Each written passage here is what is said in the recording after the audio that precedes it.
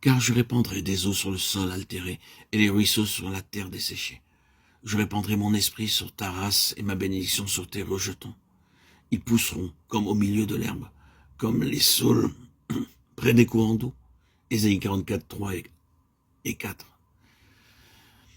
Le Seigneur dit dans les versets 3 et 4 qu'il désire nous donner le Saint-Esprit comme un fleuve. Le désir de Dieu est de rendre nos vies abondamment fécondes. Nous avons déjà vu comment des voleurs et des assassins deviennent après leur nouvelle naissance de puissants hommes de Dieu. Par la simple foi, des fleuves d'eau vive peuvent couler de nous vers les autres et par nos vies transformées, beaucoup peuvent être bénis. C'est ainsi que le Seigneur déverse son esprit aujourd'hui même en plusieurs parties du monde. À travers un simple homme, il peut faire de grandes choses. 1 Corinthiens 1, 26 à 29. Dans le nord de l'Inde, un pauvre homme, illettré, vivait dans un petit village, il entendit l'évangile et naquit de nouveau. Les gens du village le haïssaient. Ils lui dérobèrent ses affaires et ne lui permirent pas de puiser à leur puits. Il devait se rendre dans un village voisin et boire de l'eau trouble. Mais il commença à prier pour eux, et l'un après l'autre, les villageois vinrent le trouver, lui demandant de prier pour eux, car ils étaient en difficulté.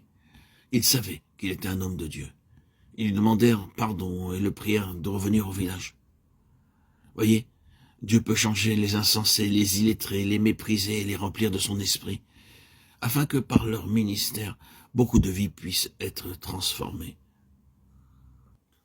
Je marcherai devant toi, j'aplanirai les chemins montueux, je romprai les portes d'airain, je briserai les verrous de fer. Je te donnerai des trésors cachés, des richesses enfuies, afin que tu saches que je suis l'Éternel qui t'appelle par ton nom, le Dieu d'Israël. Ésaïe 45, 2 et 3. Dieu a promis de marcher devant nous. Lorsqu'il nous commande d'aller quelque part en son nom, il déclare « Je marcherai devant toi. J'aplanirai les chemins montueux. » À bien des égards, Dieu a brisé des obstacles devant ses serviteurs. Aujourd'hui, l'évangile est apporté dans le monde dans 1055 langues. Alors que les serviteurs de Dieu obéissent à la parole de Dieu, les montagnes s'éloigneront devant eux. Lorsqu'ils lui obéissent, les montagnes se déplacent, les portes d'airain sont rompues et les verrous de fer sont brisés. Dieu a ouvert beaucoup d'autres portes solides devant ses serviteurs dans de nombreuses parties du monde. Ce n'est que par la foi que nous voyons devant nous les montagnes se dissoudre. Voyez par exemple Genèse 22, 17.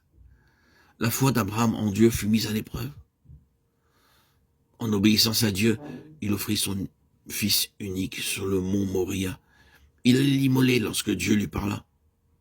Abraham leva les yeux et vit derrière lui un bélier retenu dans un buisson par les cornes, et le Seigneur lui demanda d'offrir ce bélier à la place de son fils. Dieu disait en fait, « Abraham, tu m'as pleinement obéi. Tu n'as pas épargné ton fils. Maintenant je suis lié à toi, tout comme le bélier, je suis lié à toi. Commande-moi et je t'obéirai.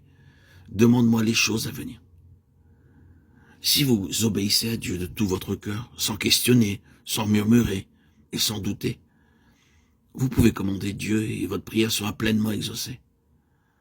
Dans Jean 14, 14, Jésus dit, « Si vous demandez quelque chose en mon nom, je le ferai. » Nous pouvons le commander pour toute chose, c'est un mystère. Nous avons le droit de commander Dieu, mais nous devons tout d'abord apprendre à lui offrir ce qu'il désire, et ceci de tout notre cœur.